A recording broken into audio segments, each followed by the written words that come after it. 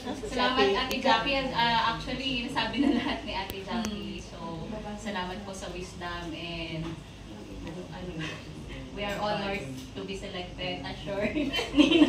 Wow! Nina and Nino.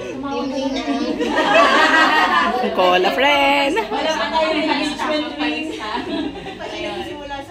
Ayan, dagdag lang sa sinabi ni Ate Mapi. Actually, ulitin ko lang din. Put God first in your marriage. Parang, ano ba yun? May kote ko pa. Makakalimutin na kasi. Ayan, put God first at the center of your marriage. Tulad ng sabi ni Ate Jackie, triangle. Siya yung nasa taas, kayong dalawa yung nasa baba. Hindi rectangle ha, walang pangapat. Correct! Ayan, Triangle lang. Paano ba? Practical ways on how to make God as your center, at center of your marriage.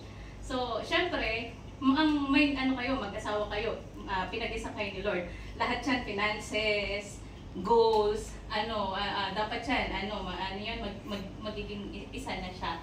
So, yung goals nyo is, yung goals nyo is towards din sa goal ng gawain ni Lord. So,